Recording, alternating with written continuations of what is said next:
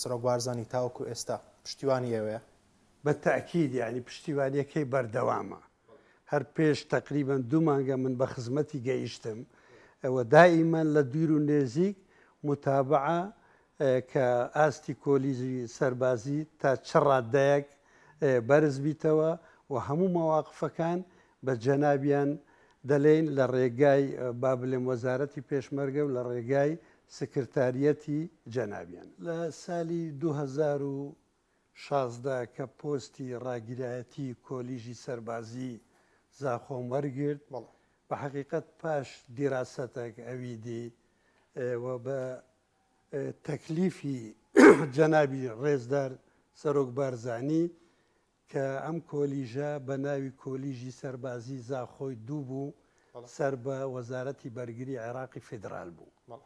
کە تەمەشام کرد ئیمکانیاتیان مەحدود بوو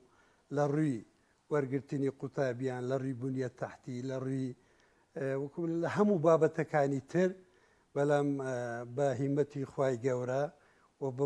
و بە پاڵپشتی زۆر بەڕێز جەنابی سەرۆک مەسعود بارزانی کە پاڵپشتی ئەم کۆلیژە بوو، توانیمان کۆلیژەکەمان لە ئاستەشی بتانم لێم مامناوەندی بێخینە ئاستەشی ئێستا لەسەر ئاستی هەموو عێراقی فدرال وەزارەتی بەرگری عێراق و وەزارەتی پێشمەرگەی حکوومەتی هەرێمی کوردستان کۆلیژی سەربازی زاخۆ یەکەمە،